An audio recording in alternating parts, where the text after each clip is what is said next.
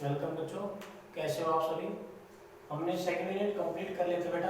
I hope आपने NCERT questions किए होंगे। आज हम स्टार्ट करेंगे अपना यूनिट थर्ड यूनिट क्या है, that is classification of element and periodicity in properties. Classification of element and periodicity in properties. इसका बेसिक आइडिया आपने 10th क्लास में पढ़ लिया था, कंप्लीट वही है, बस थोड़ा सा डिस्क्रिप्शन के अंदर है, बाकी कंप्लीट आपका वही है जो आपने 10th क्लास के अंदर पढ़ा था। देखो इस यूनिट को यदि हम बात करें तो ये आपका यूनिट है, बेसिकली दो पार्ट के अंदर होगा। ये ए पार्ट होगा और ये इसका बी पार्ट होगा। ए पार्ट के अंदर आप पढ़ेंगे क्लासिफिकेशन ऑफ एलिमेंट के बारे में और बी पार्ट के अंदर आप पढ़ेंगे पीरियोडिसिटी एंड प्रॉपर्टीज के बारे में। क्लासिफिकेशन से जैसे नाम से भी आपका क्लासिफिकेशन, तो सबसे पहले माइंड के अंदर एक बात आती है कि भाई नीड टू बी क्लासिफिकेशन, कि भाई क्लासिफिकेशन की जरूरत क्यों हुई, ठीक है, क्यों हुई ऐसी जरूरत की क्लासिफाई करना पड़ा। देखो क्लासिफिकेशन की नीड इसलिए हुई कि जब आपके एलिमेंट फ्यू नंबर के अंदर प्रेजेंट थे शुरुआत के अंदर, तो उस टाइप पे एलिमेंट्स को याद करना, उनको क्लासिफाई करना, उनके बारे में डिस्क्रिप्शन देना ये आसान था। लेकिन with the course of time के साथ जब एलिमेंट का नंबर इंक्रीज करने लगा, तो उस टाइम पे क्या हुआ कि हमें ज़रूरत हुई कि एलिमेंट को क्लासिफाई किया जाए, एक ऐसे फॉर्मेट के अंदर तैयार किया जाए जहाँ पे इनको याद करना, अरेंज करना, प्रॉपर्टीज को याद करना आसान हो जाए, इसलिए हमें ज़रूरत हुई। और वही जो अरेंजमेंट है एलिमेंट्स का एक प्रॉपर वे के अंदर, सिस्टमेटिक वे के अंदर, तो वो क्या कहलाया, that is known as the periodic table. अब इस क्लासिफिकेशन ऑफ एलिमेंट के अंदर कि फर्स्ट से लेके और लास्ट तक आज जो क्लासिफिकेशन पढ़ रहे हैं, उस क्लासिफिकेशन के अंदर नंबर ऑफ अटेम्प्ट किए गए, कि जो सक्सेसफुल क्लासिफिकेशन आया आपके पास, जिसको स्टडी करना एक सिस्टमेटिक वे के अंदर था, वो जो क्लासिफिकेशन है वो क्लासिफिकेशन नंबर ऑफ अटेम्प्ट के बाद आपके पास आया। तो नंबर ऑफ अटेम्प्ट कौन कौन थे, किसने क्या किया, वही क्या है आपका क्लासिफिकेशन ऑफ एलिमेंट। और उसके बाद उनकी पीरियोडिसिटी प्रॉपर्टीज, कि भाई जब अरेंजमेंट हो गया प्रॉपर वे के अंदर, तो उनकी प्रॉपर्टीज के अंदर क्या चेंज आए, कहाँ पे इंक्रीज हुआ, कहाँ डिक्रीज हुआ, कहाँ पे क्या सिस्टम है, वो क्या कहलाता है आपका पीरियोडिसिटी कहलाता है। ठीक है, कि कुछ टाइम इंटरवल के बाद जब प्रॉपर्टीज का क्या हो जाए, रिपीटेशन होना स्टार्ट हो जाए, तो वो क्या कहलाएगा, that is known as the periodicity. ठीक है, अब इसके अंदर यही आपका फर्स्ट यदि हम बात करें क्लासिफिकेशन के अंदर, तो यही क्वेश्चन माइंड में आता है, why need to be classification, why need to be classification. तो उसके अंदर आप ये कह सकते हैं, to study in proper way, in proper way and systematic manner, proper way and systematic manner of elements of large number,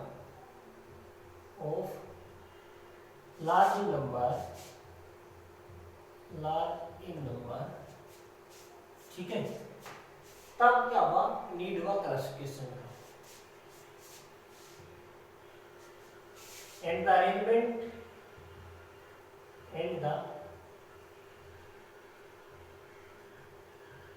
arrangement of element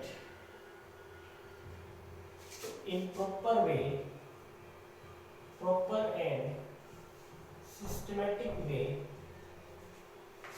systematic way in a tabular form, tabular का मतलब table की form के अंदर, tabular form is known as periodic table, is known as periodic table. कि बहुत सारे element को एक सिस्टमेटिक वे के अंदर, एक प्रॉपर वे के अंदर जो अरेंजमेंट है, ठीक है, किसी टेबल के अंदर, वो क्या कहलाएगा, पीरियोडिक टेबल कहलाएगा। जरूरत क्यों हुई कि बहुत सारे एलिमेंट को अच्छे से याद करने के लिए, रिमेंबर करने के लिए उनका एक सिस्टमेटिक वे के अंदर डिस्क्रिप्शन किया जाए, रखा जाए अरेंजमेंट है।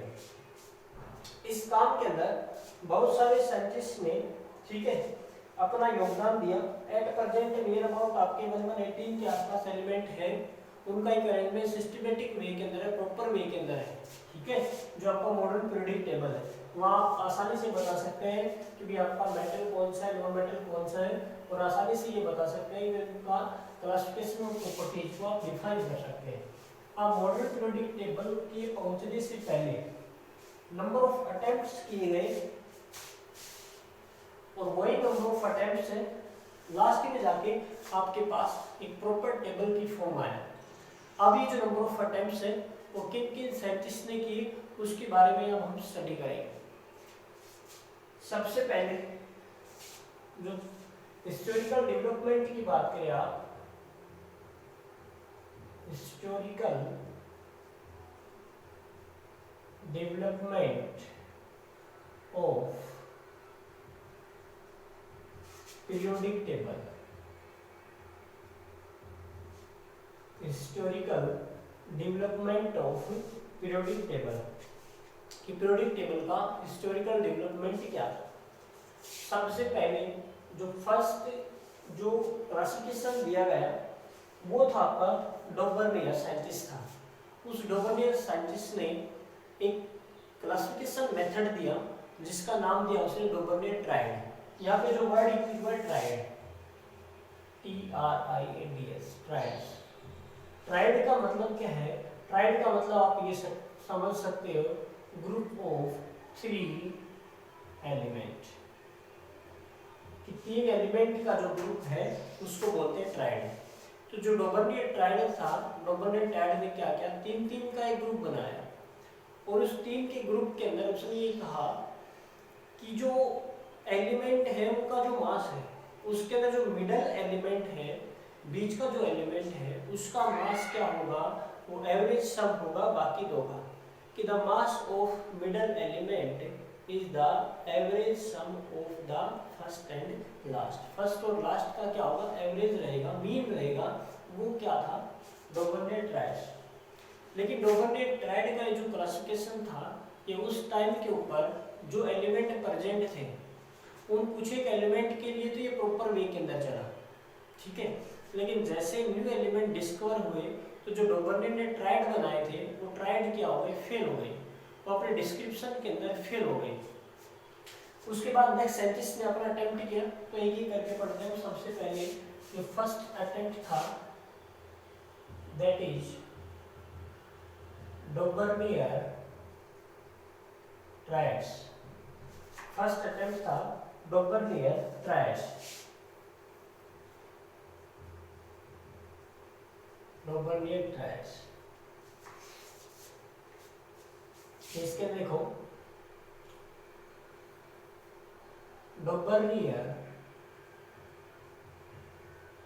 Dobbernius gives the classification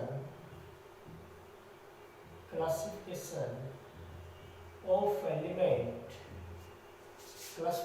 element in triads and according to him in triad the mass of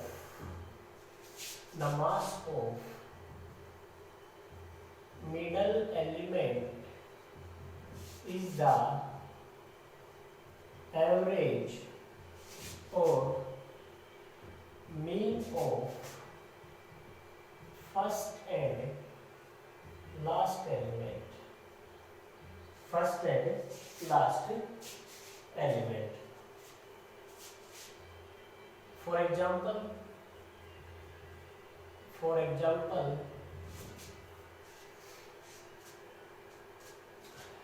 we take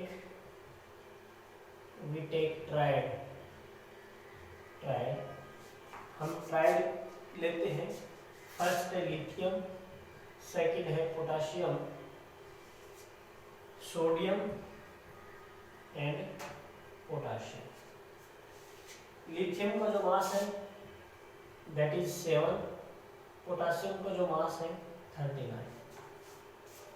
double react के हिसाब से इनका क्या होगा, मीन क्या होगा, 7 + 39 डिवाइड बाई 2, और ये क्या होगा 46/2 that is 23।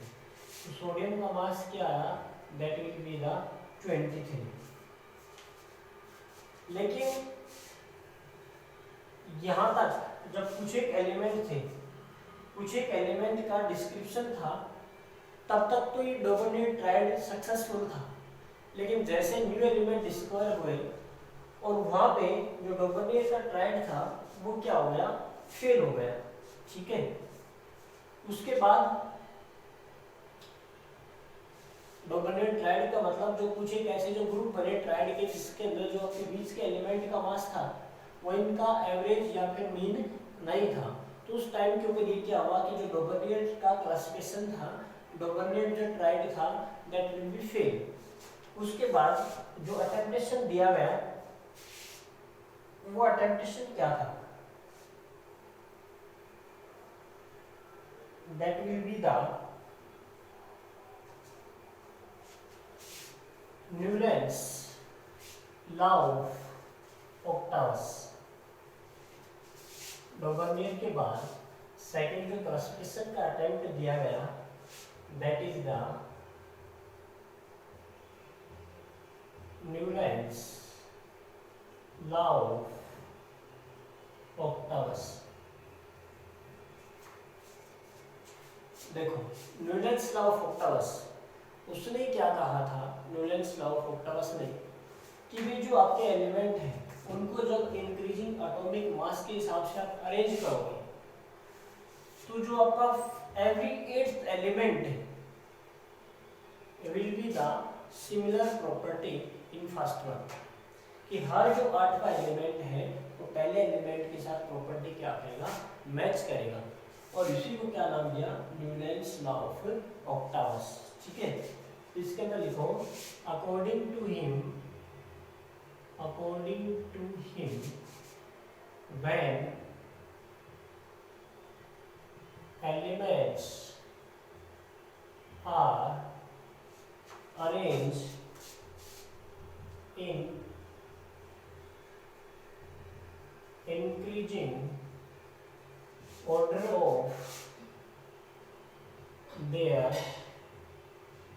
atomic mass, then every 8th element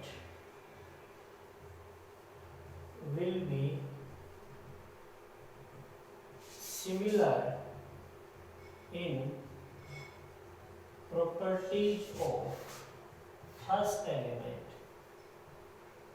properties of first element, जैसे lithium, beryllium, boron, carbon, nitrogen, oxygen, fluorine, उसके बाद सोडियम,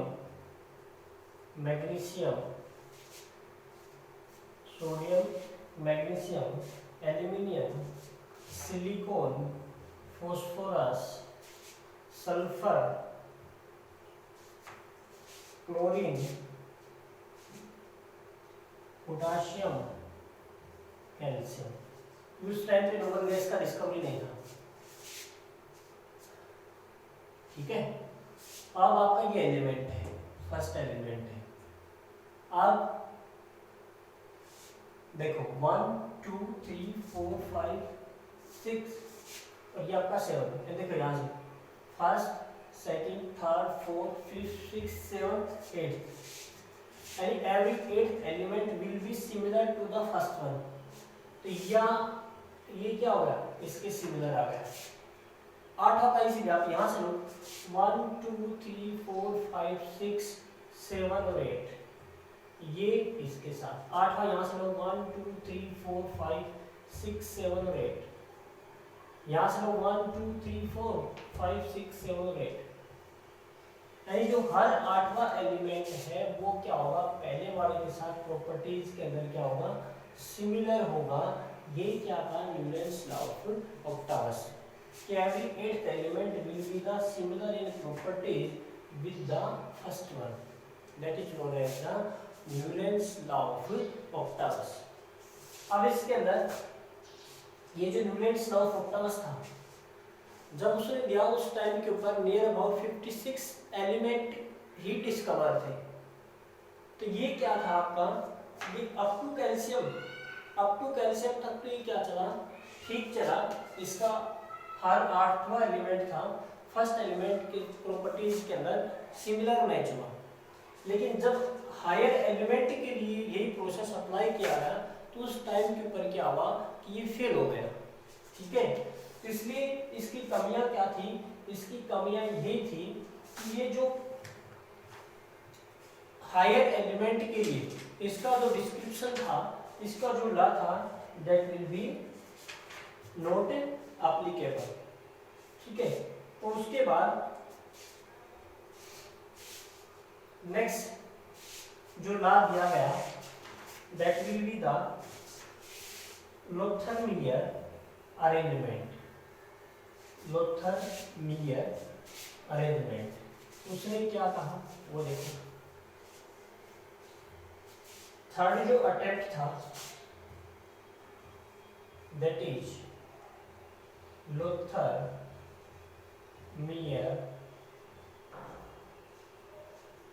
अरेंजमेंट, लोथर-मीयर अरेंजमेंट। लोथर-मीयर ने क्या कहा था कि जब आप एलिमेंट को अरेंज करेंगे increasing order of their atomic mass, ठीक है, तो क्या होगा, similar physical appear at the regular interval. उसने क्या कहा था, according to him when element are arranged to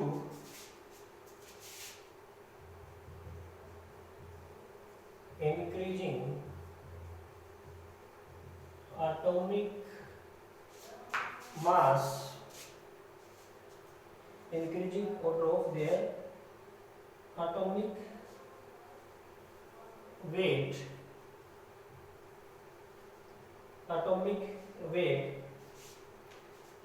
then the similarities in physical and chemical properties, then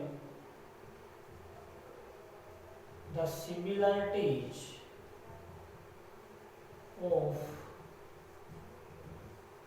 physical and chemical properties will appear after interval, ठीक है, after regular interval. तो ये क्या था, लोथर-मीयर। लेकिन ये भी जो प्रोसेस था प्रॉपर वे के अंदर एक्सप्लेनेशन नहीं दे पाया और ये भी क्या हो गया, फेल हो गया। उसके बाद आया Mendeleev's periodic table. Mendeleev's periodic table का कुछ एक डिस्क्रिप्शन है जो प्रॉपर वे के अंदर अपीयर हुआ। लेकिन उससे पहले, मेंडलीव से पहले, मैं देखो अभी तक आपने ऑब्जर्व किया होगा कि जितना जो भी चला है डोबरमीयर से लेके और लोथर-मीयर तक सभी ने एटॉमिक मास, एटॉमिक वेट का इस्तेमाल किया है। मेंडलीव्स के अंदर भी जब आप बात करेंगे तो मेंडलीव्स पीरियोडिक टेबल के अंदर भी एटॉमिक मास की बात होगी। उसके अंदर भी एलिमेंट का जो अरेंजमेंट होगा according to their atomic mass. लेकिन उसके बाद एक फिजिशियन था, उसने वर्क किया, उसने बताया कि जो प्रॉपर्टीज है एलिमेंट की वो मोर डिपेंडेबल है एटॉमिक मास की बजाय किसके ऊपर, एटॉमिक नंबर के ऊपर। उसके बाद फिर पूरा सिस्टम स्टार्ट होगा। लेकिन आज के लिए इतना ही। नेक्स्ट के अंदर हम मैंडेलियस पीरियोडिक टेबल और मॉडर्न पीरियोडिक टेबल दोनों ही करेंगे उसके अंदर। ठीक है, थैंक यू, धन्यवाद।